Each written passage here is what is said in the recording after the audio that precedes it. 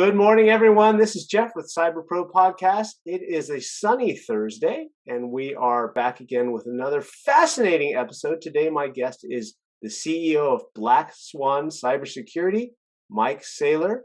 Good morning. Morning.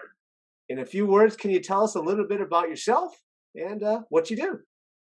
I'll try to do it in a few words. I'm pretty long-winded sometimes, but I'm an entrepreneur. I'm a learner, life learner.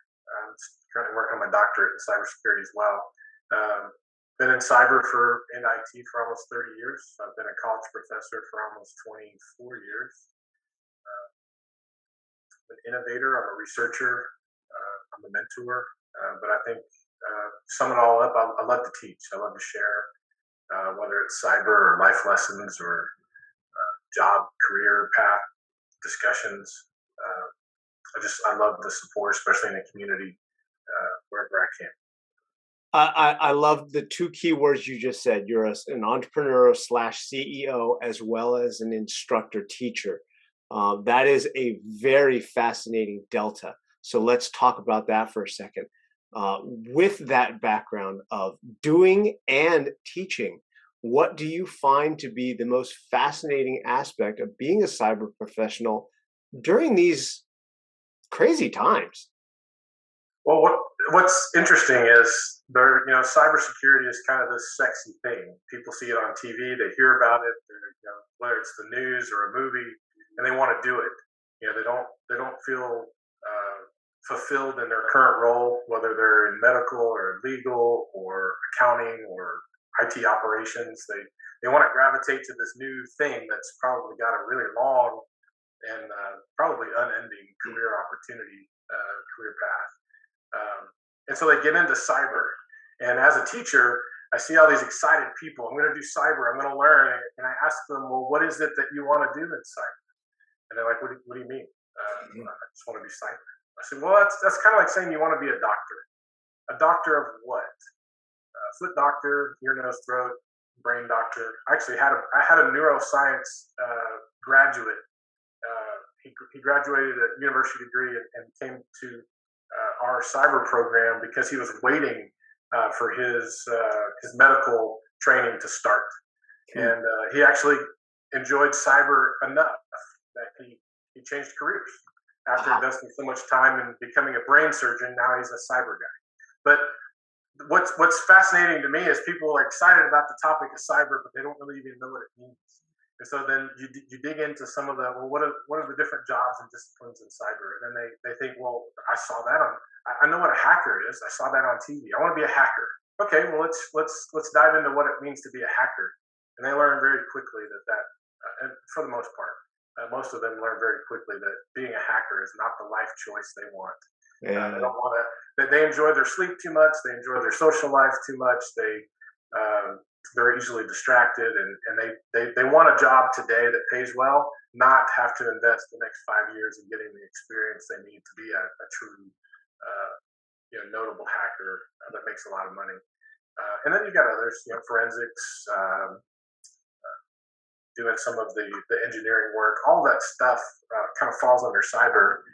And there's actually a lot of jobs in cyber that people don't think about. Because managing, as an example of being a people manager in cyber is a lot different than being a people manager in other areas like accounting or business or marketing. These cyber people are their personalities, their quirks, and the way they do their work is a lot different. And if you don't know how to manage that, it's going to drive you nuts. They're not 8 to 5 people. They're 6 p.m. to 4 a.m. and then or 30 hours straight, and then they crash for 2 days. You don't see them. You have to make sure they didn't die or you have energy drinks. And so that's a pretty niche skill to manage teams of cyber people that a lot of you don't think about. We're going down the rabbit hole deep here because now you've said 3 additional things which I want to combine and drill into a little bit. You talked about this neuroscientist, right? And you're talking about folks that have traditionally come from a traditional background, traditional educational system. And now all of a sudden you jump into a world where, academia is just now trying to figure out what is that education to get these guys to be good cyber professionals. And we still don't actually know what it is.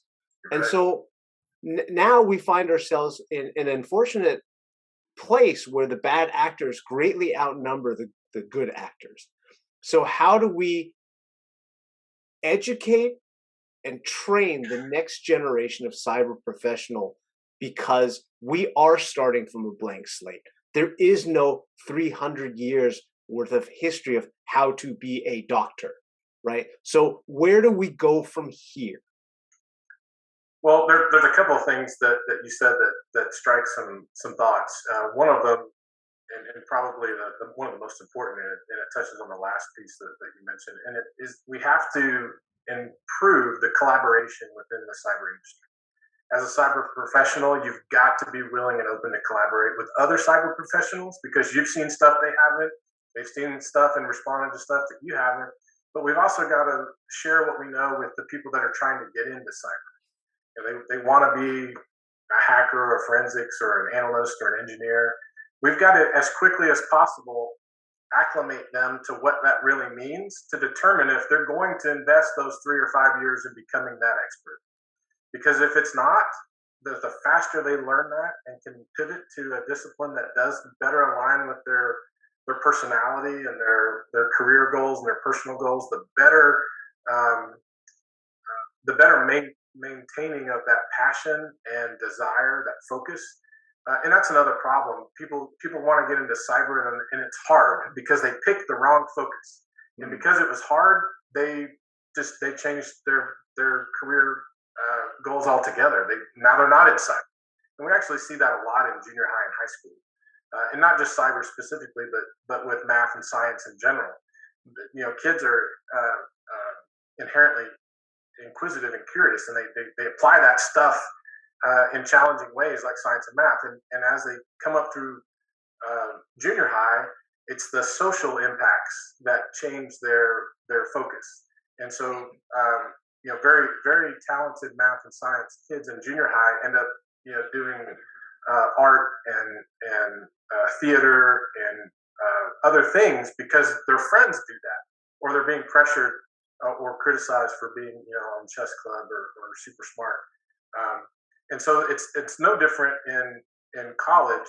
Is if you don't have the right mentoring and support and collaboration, then you're going to it's just human nature. We're going to choose the easiest path for any reason. One's because discipline, or your life choices, or your life in your environment, your family. You need money. You need more time off. You need whatever it is. It's too far to drive. It's not a remote job. Things like that. So Yeah, that's a whole other conversation about how, sure. right, we're dealing with cybersecurity, but at the core of it, we're still human beings with all of those fallacies and ability to be swayed by other people. But you said, so along those lines, you actually said something super interesting, which was that we take the easiest path because we as human beings, I mean, honestly, we tend to be lazy sometimes. And when you're talking about this next generation of cyber professional, and they are, honestly, kids, they're young, they're malleable, but at the same time, they're also going to be lazy.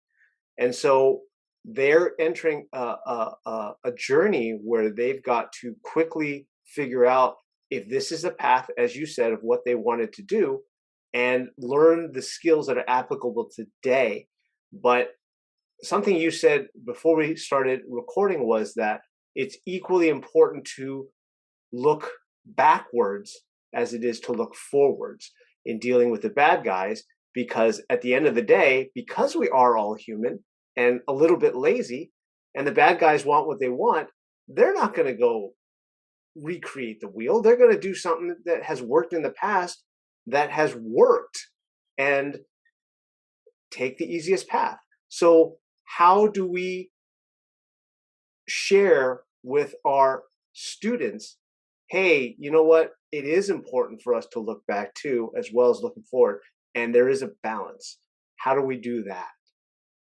I think there's a lot of interesting ways of doing that. One is just giving them exposure to stuff. I took my son to the National Video Game Museum, which is here in North Texas, and there was a rotary telephone there on like a mock bedroom where they had an Atari and some other old game systems. And there's this green rotary telephone, and he's like, "What is this?" And I said, "That was a telephone, and you had to rotate the dial and do these things." And he said, "Well, how do you charge it?"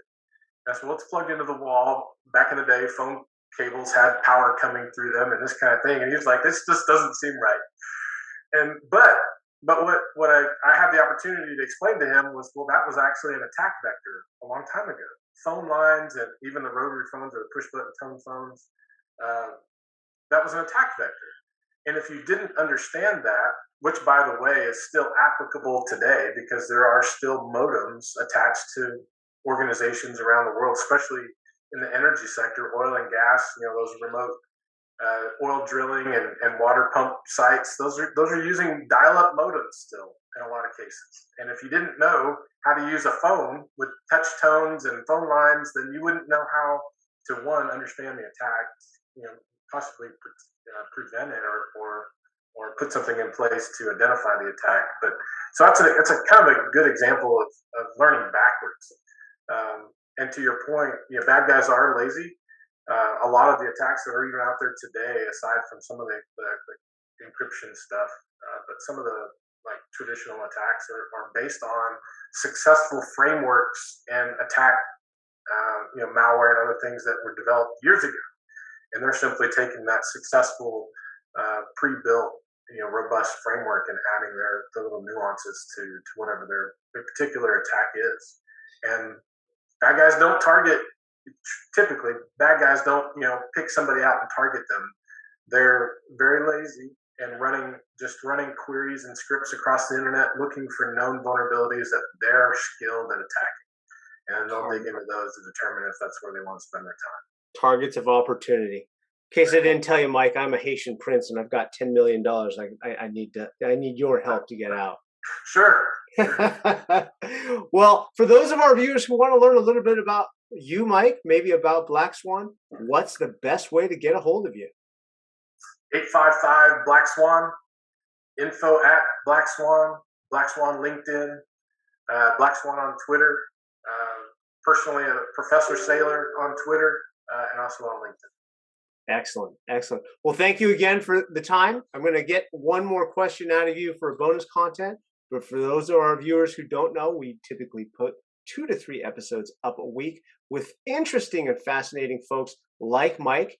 And hopefully you gained a little bit of knowledge, a little bit of information, and get that brain going a little bit more, because the bad guys are out there and we need to keep up with them and hopefully stay one step ahead of them. So again, thank you, Mike, for your time. Be well. Thank you. You made it to the end. Thanks for watching the Cyber Pro podcast today. You can find more content here and there.